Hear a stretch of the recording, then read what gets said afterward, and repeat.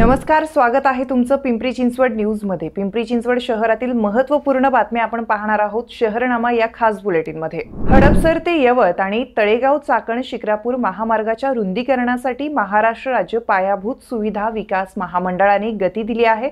या कामासाठी सुमारे 6250 कोटी रुपयांची निविदा प्रसिद्ध करण्यात आली। या महत्त्वाकांक्षी प्रकल्पामुळे वाहतूक कोंडीवर दीर्घकालीन उपाययोजना आता करता येणार आहेत। मान हिंजवडी ते शिवाजीनगर यांना जोडणारा एक महत्त्वाचा उपक्रम असलेल्या पुणे मेट्रो लाईन 3 प्रकल्पाचं काम 87% पूर्ण झालं आहे। उर्वरित काम अंतिम टप्प्यात होणार आहे। त्या अनुषंगाने शुक्रवारी दुपारी या मेट्रोच्या मान डेपो ते PMR4 स्थानकापर्यंत पहिली चाचणी घेण्यात आली। ही चाचणी यशस्वी पूर्ण झाली आहे। पिंपरी चिंचवड महापालिका क्षेत्रीय कार्यालय प्रभाग क्रमांक 10 शाहूनगर येथे स्वच्छता अपनाओ बीमारी भगाओ या मोहिमेअंतर्गत सार्वजनिक ठिकाणी स्वच्छतेबाबत जनजागृती आणि सखोल स्वच्छता मोहीम राबविण्यात आली।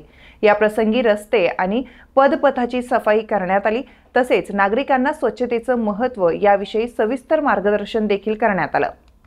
पुणे महानगर प्रदेश विकास प्राधिकरणामार्फत नागरिकांसाठी दिलासादायक पाऊल उचलण्यात आलं असून काही वर्षापासून अतिक्रमणामुळे बंद असलेला हिंजवडी फेज 2 विप्रो सर्कल ते मारुंजी लक्ष्मी चौकादरम्यान महत्त्वपूर्ण रस्ता वाहतुकीसाठी खुला करण्यात आला आहे।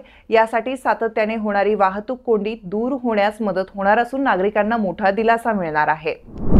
हिंजवडीच्या नागरिकांना रोजच्या रोज समस्या भोगाव्या लागत असून प्रशासन डोळे झाकून बसलंय। हे सरळ अन्याय आहे अशा ठाम शब्दात खासदार सुप्रिया सुळे यांनी संतप्त प्रतिक्रिया दिली आहे। त्या हिंजवडी परिसरात नागरिकांच्या समस्या जाणून घेण्यासाठी आल्या होत्या। एवढ्या मोठ्या भागाकडे सरकारचं आणि प्रशासनाचं दुर्लक्ष होणं अत्यंत निषेधार्ह आहे। जर लवकरच उपाययोजना झाल्या तर चांगलं, नाहीतर आम्ही रस्त्यावर उतरून आंदोलन करू असा इशारा सुप्रिया सुळे यांनी दिलाय।